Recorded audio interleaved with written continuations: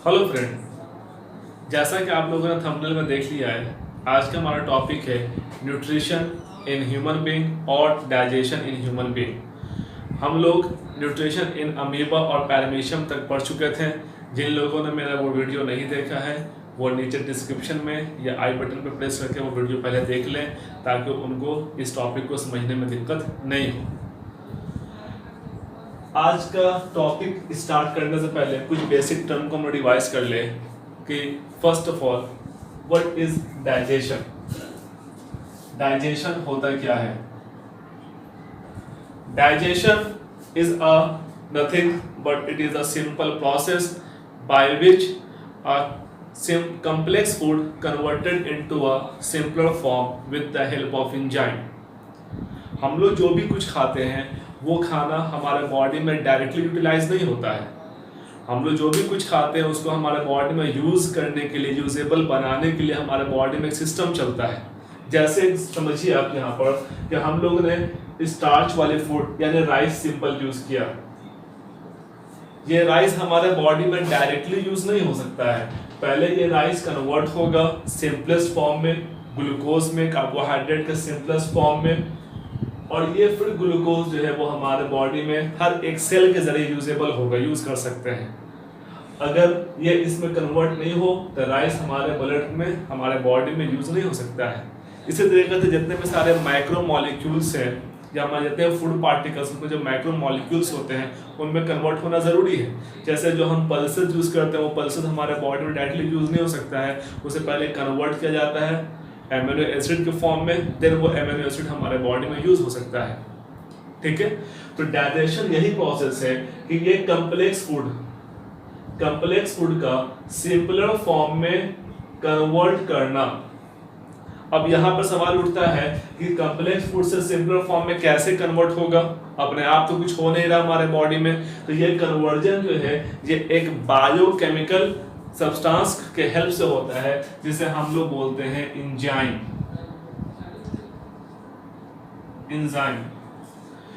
ये एंजाइम के हेल्प से कॉम्प्लेक्स फूड कन्वर्ट होता है सिंपलर फॉर्म में।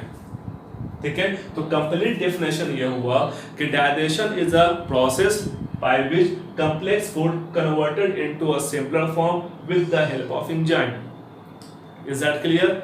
अब यहां से समझना है कि न्यूट्रिशन हमारा टॉपिक चल रहा था और होलोजोइक न्यूट्रिशन तक हम लोगों ने पढ़ा था। मैमल्स में, एनिमल्स जो ह्यूमन बॉडी है ये भी होलोजोइक मोड ऑफ न्यूट्रिशन को फॉलो करता है, यानी कि इसमें भी वो 5 स्टेप्स होते हैं जो होलोजोइक में था, जैसे ingestion, digestion, absorption, assimilation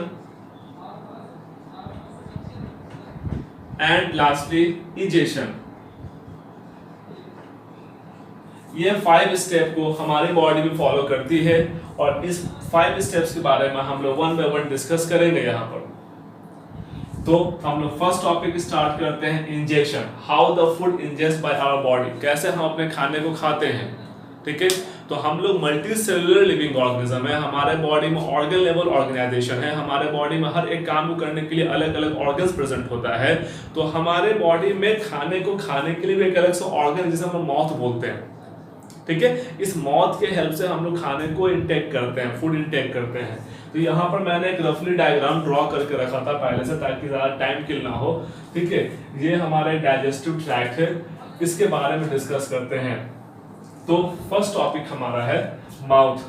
mouth के अंदर जो है हमारे बॉडी में, माउथ के अंदर जो है वो हमारे बॉडी में, समझिएगा यहाँ पर माउथ के अंदर 3 तरह की चीज होता है। नंबर 1 टंग, 3 ऑर्गन है, 3 organ. Number 2 teeth and number 3 salivary gland. Salivary gland, आप यहाँ माउथ देख रहे हैं, माउथ के अंदर यहाँ पर टीथ है, ये सैलिवरी ग्लैंड है। इसके बारे में पहले डिस्कस कर रहे हैं। टंग क्या है भाई? टंग एक मस्कुलर ऑर्गन है जिसका काम 3 होता है बेसिकली। इसका फर्स्ट वर्क होता है खाने में टेस्ट को पता करना, इसके ऊपर टेस्ट बर्ड होते हैं और उस टेस्ट बर्ड के हेल्प से हम लोग खाने को टेस्ट करते हैं। नंबर 2 इसका फंक्शन होता है खाने को च्यू करने में हेल्प करना। जब खाना हमारे मुंह में होता है तो वो हम जब मुंह घुमाते हैं, च्यू करते हैं, तो ये टंग हेल्प करता है फूड को रोटेट करने में, मूव कराने में हमारे माउथ के अंदर। एंड थर्ड सबसे इंपॉर्टेंट फंक्शन स्वेलो करने में। जब हम खाना को चबा लेते हैं तो स्वेलो करते हैं, निगलते हैं जिसको हम बोलते हैं, ठीक है। स्वेलो करने में टंग हेल्प करता है, वो खाने को पीछे की तरफ धक्का देता है, ठीक है। Now next point is teeth. Human body में की एक पहचान है कि हमारे माउथ में टोटल 32 टीथ हो सकता है मैक्सिमम। जैसे किसी बच्चे में 28, किसी में 30, उसकी बात नहीं कर रहा हूँ। या हमारे बॉडी में मैक्सिमम 32 होगा। क्यों? क्योंकि हमारे जॉ सॉकेट जो है इसमें 32 ही पॉकेट्स हैं जहाँ पर 32 टीथ ही आ सकते हैं। ये हमारी एक पहचान है। मैमल्स की पहचान होती है उनके दांत से भी, उनके जॉ साइज से भी। और किसी दूसरे लिविंग बींग या किसी भी एनिमल्स, किसी भी लिविंग बींग का अगर स्केलेटल मिला है, ठीक है, तो हम लोग उसके जॉ साइज, जॉ पॉकेट से भी पता कर सकते हैं कौन से एनिमल का है वो, ठीक है। तो ह्यूमन बॉडी में मैक्सिमम जो वो 32 सॉकेट्स होते हैं। हमारी पहचान है कि हमारे मुंह में 32 दांत होता है। इसका डेंटल फॉर्मूला एक होता है। कितने टाइप्स के टीथ होते हैं? तो there are 4 types of teeth, ठीक है। नंबर 1 जो है वो है इंसीजर। नंबर 2 है आपका कैनाइन। नंबर 3 है आपका प्रीमोलर एंड नंबर 4 है मोलर। कैसे ये सेट होते हैं? तो सपोज करिए ये हमारा जॉ है, ठीक है।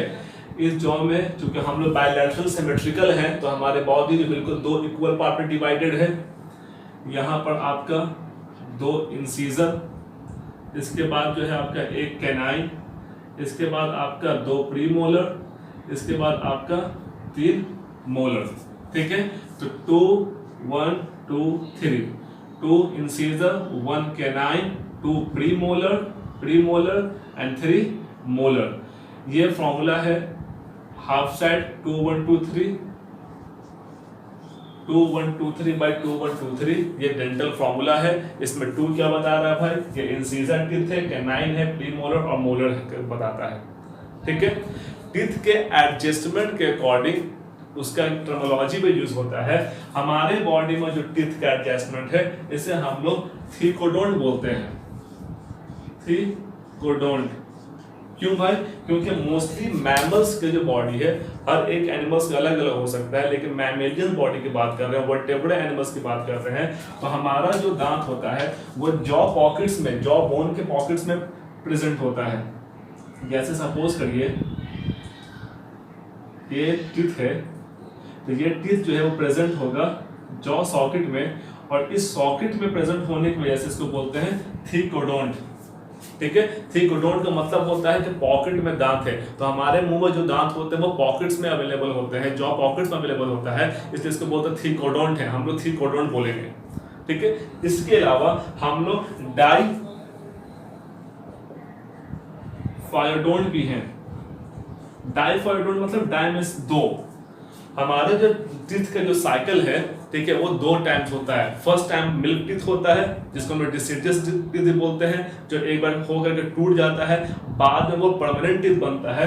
तो 2 बार इसका अपना एक लाइफ साइकिल है, तो इसलिए इसको हम लोग डाइफायोडोंट भी बोलते हैं। तो 2 टर्म को याद रखिएगा, हम लोग थीकोडोंट भी हैं और डाइफायोडोंट भी हैं, ठीक है। इसके अलावा नेक्स्ट टॉपिक हमारा है salivary gland. Salivary gland, gland word यहाँ से आ रहा है। ग्लैंड के बारे में हम लोगों ने पढ़ रखा है, नहीं आइडिया तो कोई बात नहीं दोस्त। ग्लैंड कहते हैं हम लोग वैसे ऑर्गन्स को जो बायोकेमिकल सब्सटेंस को प्रोड्यूस करता है और सीक्रेट करता है। हमारे बॉडी में पूरा बराबर ग्लैंडुलर सिस्टम है, जिसमें endocrine system, exocrine system, heterocrine system के बारे में हम लोगों ने डिस्कशन किया है। हमारे बॉडी में एंजाइम से, हार्मोन से जो डिफरेंट फंक्शंस को परफॉर्म करता है। तो हमारे माउथ में भी ग्लैंड्स होते हैं जो बायोकेमिकल सब्सटेंस को रिलीज करता है, ठीक है। लेकिन ये ग्लैंड जो है ये एक्सोक्राइन है, क्योंकि ये ब्लड में मिक्स नहीं होता है। इससे निकलने वाले बायोकेमिकल सब्सटेंस हमारे ब्लड में मिक्स नहीं होते हैं। तो सैलिवरी ग्लैंड जो है वो एक एक्सोक्राइन ग्लैंड है, ठीक है।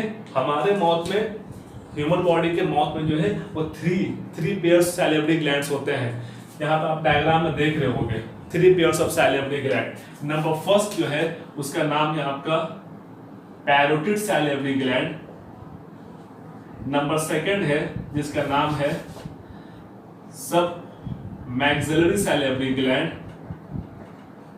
एंड नंबर थर्ड है जिसका नाम है सब लिंगुअल सैलिवरी ग्लैंड। ठीक है, parotid salivary gland, submaxillary salivary gland and sublingual salivary gland. Submaxillary को सब मैंडिबुलर भी बोलते हैं हम लोग। ठीक है, salivary gland, parotid salivary gland हमारे ये कान के पास जो एरिया है, ठीक है ना, अपर चिक्स के पास यहाँ प्रेजेंट होता है इनसाइड में। सब मैक्सिलरी जो है ये हमारे माउथ में प्रेजेंट होता है। ठीक है, एंड सब लिंगुअल जो है ये हमारे टंग के जस्ट नीचे प्रेजेंट होता है। माउथ में कहां पर भाई, तो जॉ के साइड में होता है। ठीक है, लोअर जॉ के पास में होता है। ठीक है, इसमें सबसे ज्यादा पैरोटिड सैलिवरी ग्लैंड सैलिवा को सीक्रेट करता है। ओके, अब यहां से बात होती है कि सैलिवरी ग्लैंड का फंक्शन क्या है, सैलिवा में होता क्या है। The saliva is nothing but it contain watery substance that is a mucin and salivary amylase and some amount of electrolytes or ions। ठीक है, सैलिवा के अंदर हमारे 3 चीजें बेसिकली हो सकती होती है। नंबर 1 है आपका म्यूसिन, नंबर 2 है हम लोगों का सैलिवरी एमिलेज, यानी एक एमिलेज नाम का एंजाइम होता है, एमिलेज। एंड नंबर 3 है आयंस और इलेक्ट्रोलाइट्स, जो पीएच वैल्यू को मेंटेन करता है सैलिवा का। सैलिवा में जो पीएच वैल्यू होते हैं वो अप्रॉक्स 6 to 7 के बीच में होता है। 6.5 to 7.5 पीएच वैल्यू सैलिवा का होता है। ठीक है, इसमें से सबसे ज्यादा जो इंपॉर्टेंट काम है वो है सैलिवरी एमिलेज का। सैलिवरी एमिलेज एंजाइम है, और हम लोगों ने जान रखा है कि डाइजेशन का मतलब ही होता है कि कॉम्प्लेक्स फूड सिंपलर फॉर्म में कन्वर्ट हो गया एंजाइम्स की हेल्प से, तो डाइजेशन हुआ।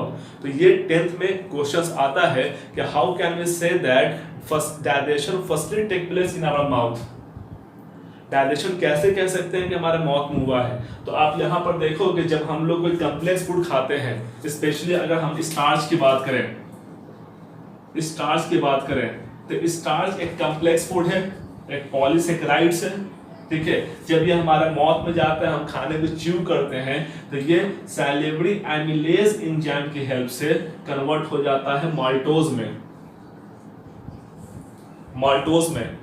तो पॉलीसेकेराइड से माल्टोज में, यानी कि इससे सिंपल है, बिल्कुल सिंपल नहीं है, लेकिन इससे सिंपलेस्ट फॉर्म में कन्वर्ट हुआ। दैट मींस डाइजेशन यहाँ हुआ, क्योंकि यहाँ पर एंजाइम्स इन्वॉल्व हो रहा है। So we can say that the first time digestion take place in our mouth। अब यहाँ पर नोटिस करने वाली बात यह है कि मैं बार-बार सैलिवरी एमिलेज क्यों बोल रहा हूँ, क्योंकि एमिलेज एंजाइम आगे पैनक्रियाज में भी सीक्रेट होता है। तो पैनक्रियाज से निकलने वाले एमिलेज एंजाइम को वहां पे हम लोग पैनक्रियाटिक एमिलेज एंजाइम बोलेंगे। ठीक है, इसलिए यहाँ पे स्पेशल नाम दिया जाता है सैलिवरी एमिलेज। मैं बात कर रहा हूँ सैलिवा से निकलने वाले एमिलेज की। ओके, तो ये इंजेक्शन प्रोसेस है, हमारे बॉडी में फूड गया माउथ के जरिए, माउथ से फूड जो है वो आगे पास हुआ, खाने चबा रहे हैं, खाने चबाने के बीच में वो म्यूकस और हमारे सैलिवा से मिक्स हुआ, मिक्सअप होकर के वो कन्वर्ट होकर टंग जो है वो उसे स्वेलो किया, खाना जो है वो निकला गया। ये हमारा इंजेक्शन प्रोसेस था। ठीक है, यहाँ पर जैसा ही हम लोगों ने यहाँ फूड को स्वेलो किया, अब ये बात आ जाती है हमारे इसोफेगस पार्ट की, जिसको हम लोग फूड पाइप भी बोलते हैं। इसोफेगस है क्या भाई, ये एक मस्कुलर ट्यूब लाइक स्ट्रक्चर है, कोई पाइप नहीं है कि ऐसे खड़े कोई पाइप ऊपर से फूड गया नीचे स्टोमक में आ गया। ठीक है, तो यहाँ से फूड यहाँ तक आने में भी एक प्रोसेस होता है, क्योंकि मसल्स है तो मसल्स में वहां पे कॉन्ट्रैक्शन और रिलैक्सेशन प्रोसेस होता है। कॉन्ट्रैक्शन और रिलैक्सेशन प्रोसेस होने की वजह से वहां पर पेरिस्टाल्सिस मूवमेंट होता है। सपोज करिए ये जो है हमारा ट्यूब है मसल्स के बना हुआ, तो फूड यहाँ आया तो यहाँ पे हल्का स्वेलन हो गया, नीचे से आपका रिलैक्स में है, कॉन्ट्रैक्ट रिलैक्स करते हुए फूड जो है वो नीचे की तरफ मूव करता है। तो rhythmic process contraction relaxation oesophagus का कहलाता है आपका पेरिस्टाल्सिस मूवमेंट। पेरिस्टाल्सिस मूवमेंट या फिर पेरिस्टाल्टिक मूवमेंट भी बोलते हैं हम लोग। ठीक है। कोई पूछेगा पेरिस्टालसिस क्या है? Peristalsis is a process by which the food are moved from through the esophagus through the rhythmic contraction and relaxation of esophagus. Okay? अब जो खाना हम लोग खाया था, चबाया था, वो खाना सैलिवा से मिक्स होकर के क्या बन गया? बोलस। अब हम लोग उसे बोलस बोलेंगे। हम लोगों ने क्या स्वैलो किया? बोलस को स्वैलो किया। ओके, नाउ यहां तक में कुछ नोट करना है तो आप कर लो। उसके बाद ये फूड अब हमारे स्टोमक पार्ट में प्रेजेंट हो जाता है। ठीक है, स्टोमक क्या है भाई? स्टोमक जो है वो हमारा जे शेप लाइक स्ट्रक्चर है। जे शेप लाइक स्ट्रक्चर है। ठीक है, फ्री डायग्राम मैं यहाँ पर ड्रॉ कर रहा हूँ। स्टोमक के 4 पार्ट होते हैं। पहले के एनसीईआरटी बुक में कोई पढ़ रहे होंगे तो उन्हें 3 पार्ट लिखा हुआ होगा, लेकिन अभी में 4 पार्ट है। ठीक है, इस पार्ट को हम लोग बोलते हैं फंडस, इसे बोलते हैं हम लोग कार्डियक, ये एरिया को बोलेंगे body,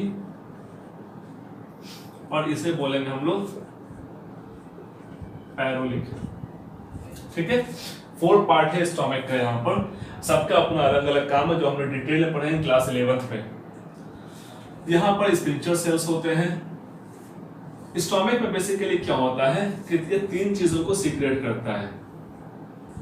number first HCl, HCl hydrochloric acid, जिसका जो pH वैल्यू होता है वो 1.4 to 4.0 होता है। यह भी डिपेंड करता है, अगर HCl हमारे अपर पोर्शन से रिलीज हुआ है तो उसका pH वैल्यू 4.0 to 6.5 तक हो सकता है, लेकिन लोअर एरिया के जो हमारे एब्डोमेन है उसका pH वैल्यू 1.4 to 4.0 होता है। ठीक है, तो डिटेल बता रहे हैं हम आपको, ऐसे एग्जाम में क्वेश्चन आ सकते हैं कंपटीशन में। नंबर 2 जो है, इससे रिलीज होता है म्यूकस। म्यूकस का काम क्या होता है कि इस स्टोमक के इंटरनल वॉल को बचाता है। जब HCl सीक्रेट होगा तो HCl इंटरनल वॉल को खराब ना कर दे, नुकसान ना पहुंचा दे। म्यूकस सीक्रेट होकर के उस पर एक लेयर बना देता है ताकि हमारा स्टोमक जो है उससे नुकसान ना हो, वो अपने काम को कर सके। और थर्ड जो है वो एक एंजाइम सीक्रेट होता है जिसका नाम है पेप्सिनोजेन। जहां पर भी जेन वर्ड लग जाएगा दैट मींस वो इनएक्टिव फॉर्म में है। तो जो एंजाइम्स होते हैं हमारे वो हमेशा एक्टिव फॉर्म में नहीं रहते हैं, उनको एक्टिवेट किया जाता है कि भाई जब फूड आ चुका है अब तुम एक्टिव हो जाओ, तुम अपना काम करो। वो एक्टिव कब होते हैं? जब HCl सीक्रेट होता है।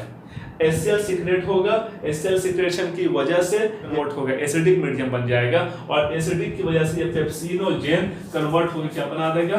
Pepsin enzyme. और ये पेप्सिन एंजाइम जो है वो प्रोटीन को कन्वर्ट करेगा पेप्टॉन्स में या पेप्टाइड्स बॉन्ड में। ठीक है, बात समझ में आ रही है आपको अच्छे से यहाँ तक? तो यहाँ 3 चीजें निकल रही है, बात समझिएगा। HCl हाइड्रोक्लोरिक एसिड, इसका pH वैल्यू 1.4 to 4.0 तक हो सकता है। म्यूकस, ये हमारे स्टोमक के इंटरनल वॉल को प्रोटेक्ट करता है, बचाता है। पेप्सिनोजेन जो इनएक्टिव फॉर्म में होता है, HCl के प्रेजेंस की वजह से ये एक्टिवेट होता है और पेप्सिन में कन्वर्ट होता है। और ये पेप्सिन हमारे प्रोटीनिशियस सब्सटेंस को, जो प्रोटीन होते हैं, उसे कन्वर्ट करता है किसमें भाई? पेप्टॉन्स में या फिर पेप्टाइड्स में। अब पेप्टॉन्स पेप्टाइड्स क्या है या बायोमोलिक्यूल डिटेल में पढ़ोगे। ये आप ऐसा समझो कि प्रोटीन का सिंपलेस्ट फॉर्म है, लेकिन बिल्कुल सिंपलेस्ट नहीं, क्योंकि सबसे छोटा चीज एमिनो एसिड होता है। वो अभी कुछ कॉम्बिनेशन है, उसमें बॉन्डिंग है। ओके, नाउ अब यहां से जो है फूड मूव करेगा, स्टोमक से फूड जो है वो मूव कर रहा है, और मूव करके यहां पर पहुंचा। इस पोर्शन को बोलते हैं हम लोग ड्यूडेनम, स्मॉल इंटेस्टाइन का फर्स्ट पार्ट। ओके, यहां पर आपको 1-2 टॉपिक और याद रखना है। स्टोमक के अंदर जब फूड पहुंचा, फूड के अंदर जो है वो केमिकल्स अटैच हो गए। मैकेनिकल तो जर्नी अपना उन्होंने किया, चबाया खाने को, जो क्या बोलस में कन्वर्ट हो गया। अब ये बोलस जो है वो मूव करके हमारे स्टोमक में आया, यहाँ पर केमिकल्स अटैच हुए, एंजाइम्स अटैच हुए, उन्होंने और तोड़ दिया। अब ये बोलस किसमें कन्वर्ट हो, क्या बोलेंगे उसको हम लोग? जो सेमी सॉलिड फॉर्म में जो आपका फूड पार्टिकल, उसे बोलेंगे हम लोग काइन। काइन, ठीक है। स्टोमक में जो फूड है उसे क्या बोलेंगे, काइम, और इस प्रोसेस को बोलते हैं हम लोग चर्निंग। ओके, तो स्टोमक से अब जो काइम है वो आगे फर्दर प्रोसेस के लिए जा रहा है। जो पहले कहां जाएगा, तो फर्स्ट पार्ट में स्मॉल इंटेस्टाइन है। स्मॉल इंटेस्टाइन का बेसिकली 3 पार्ट होता है, ठीक है, समझिएगा अच्छे से। स्मॉल इंटेस्टाइन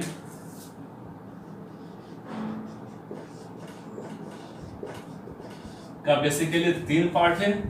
नंबर फर्स्ट जो है उसका नाम है आपका ड्यूडेनम। नंबर सेकंड पार्ट है jejunum, and number third part है इलियम।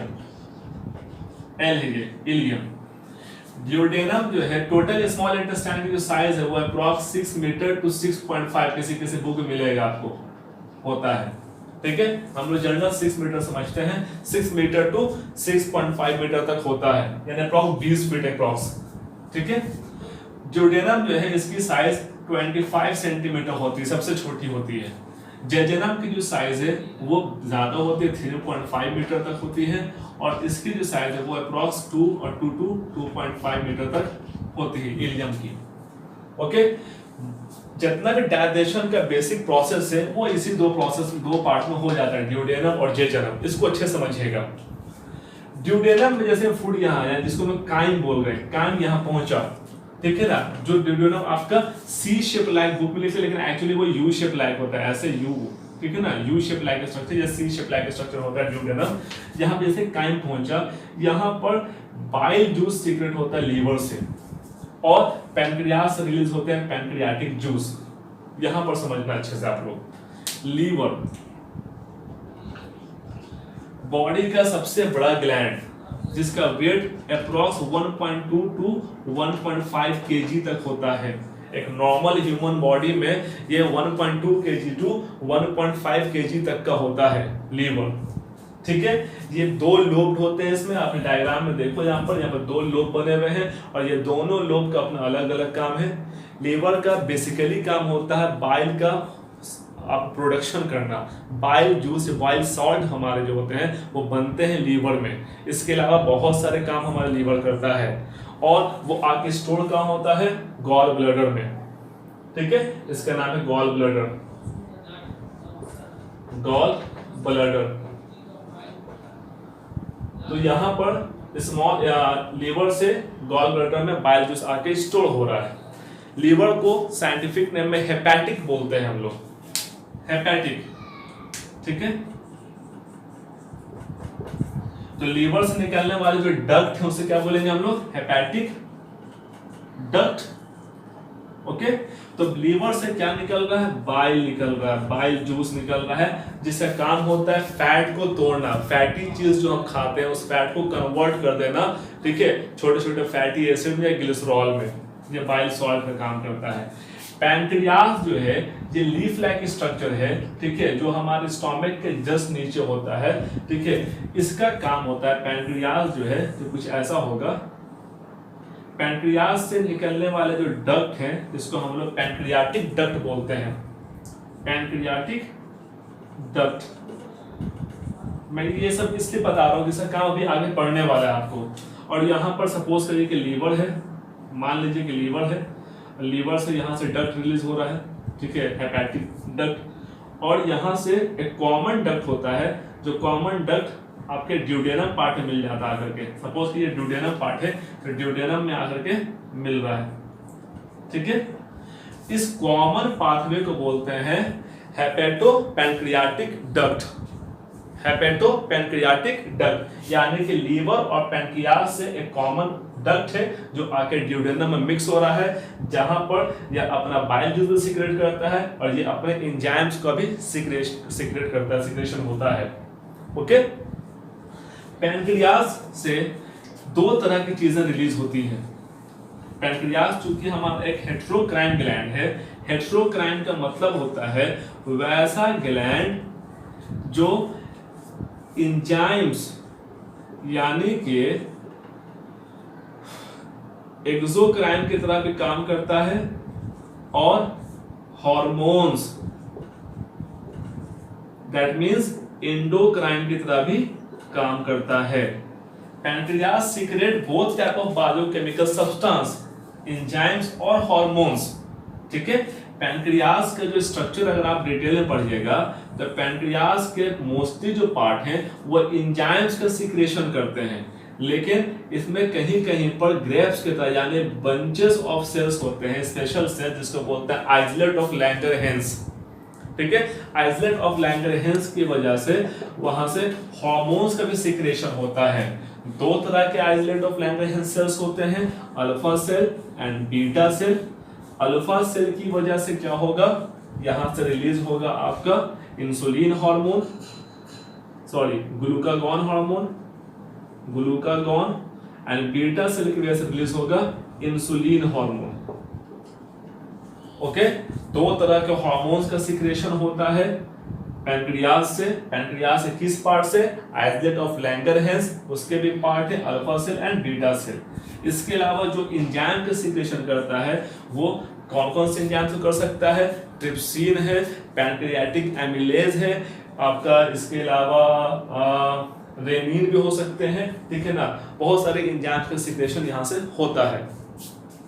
ठीक है, इंसुलिन का बेसिकली काम होता है हमारे डाइजेशन के बाद जो ग्लूकोज मॉलिक्यूल्स होते हैं जो हमारे ब्लड में फ्लो करते हैं उसमें ग्लूकोज के लेवल को मेंटेन करना यानी कम करना। ठीक है, ये हम लोग आगे डिस्कस करेंगे।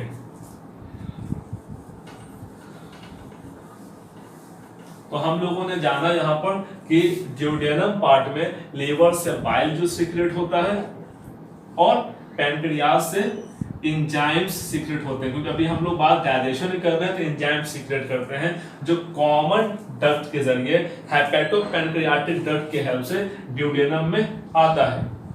ओके, ड्यूडेनम में यहाँ पर डाइजेशन होगा, डाइजेशन के बाद जो फूड पार्टिकल्स हैं वो और छोटे टुकड़ों में टूटेगा।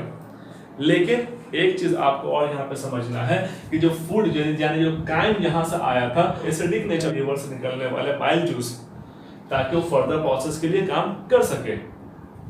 ओके, अब ये डाइजेशन फूड जो काइम है वो आपके आगे मूव करेगा, जेजनम में जाएगा, वहां पर वो और ज्यादा डाइजेस्ट होता है और ज्यादा टूटता है। स्मॉल इंटेस्टाइन में भी बहुत सारे ग्लैंड्स प्रेजेंट होते हैं जो हम लोग आगे डिटेल में पढ़ेंगे। बहुत सारे सेल्स होते हैं जो अलग अलग हार्मोन्स और एंजाइम्स को सीक्रेट करता है।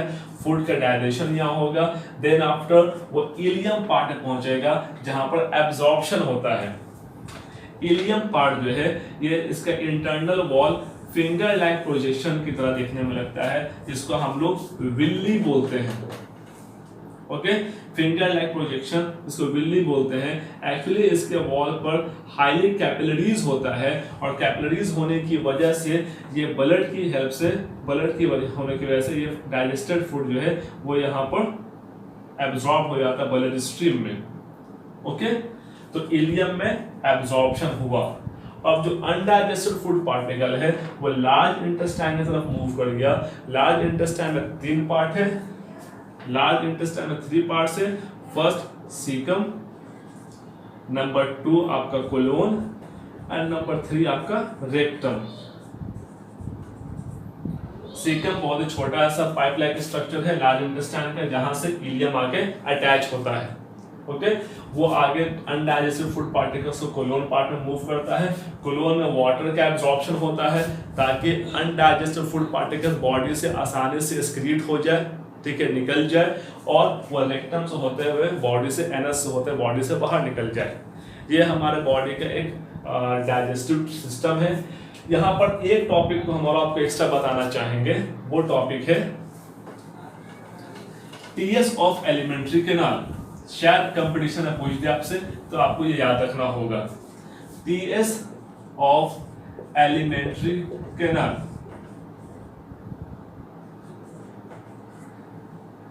Elementary canal. अगर इस एलिमेंट्री कैनाल जो हमारे मसल्स हैं इनको अगर टीएस काटा जाए तो ये बेसिकली कैसे देखने मिलेंगे समझना है। मैं अंदर से बनाना स्टार्ट करता हूं। सबसे अंदर के लेयर को बोलते हैं हम लोग ल्यूमेन, जो खाली एरिया होता है उसको बोलते हैं ल्यूमेन। उसके ऊपर होता है आपका सब म्यूकोसा, लेबलिंग बाद में कर देंगे। उसके ऊपर होता है आपका म्यूकोसा, उसके ऊपर होता है आपका मस्कुलैरिस, और सबसे ऊपर होता है आपका सेरोसा। ठीक है, लेबलिंग करते हैं। ये तो आपका ल्यूमेन एरिया है, इसको लिख लो आप यहाँ पे, ल्यूमेन। ठीक है, ये जो फर्स्ट पार्ट इसको बोलते हैं, इसे बोलते हैं हम लोग म्यूकोसा, इसे बोलते हैं हम लोग मस्कुलैरिस, और सबसे बाहर के लेयर को बोलते हैं सेरोसा। इसको हम लोग प्रोटेक्टिव लेयर ही बोलते हैं, क्योंकि सबसे बाहर होता है तो हमारे एलिमेंट्री कैनाल को प्रोटेक्ट करने में हेल्प करता है। ठीक है, अलग अलग ऑर्गन में ये इसी का मॉडिफिकेशन होता है दूसरे ऑर्गन्स। ओके, तो यहाँ पर आई होप आपको क्लास समझ में आया होगा। मैंने डायजेशन को समझाने की कोशिश की है। कुछ पॉइंट्स को आपको और याद रखना है जो वन वर्ड्स में एग्जाम में आते हैं। जैसे कोई पूछे कितने तरह के प्रोसेस होते हैं डायजेशन में, तो नंबर 1 आपके क्या प्रोसेस है, माउथ में खाने को चबाया जाता है, च्यूइंग ऑफ फूड। ठीक है, जिसको हम लोग बोलते हैं मास्टिकेशन प्रोसेस। इसे हम लोग बोलते हैं क्या, मास्टिकेशन प्रोसेस।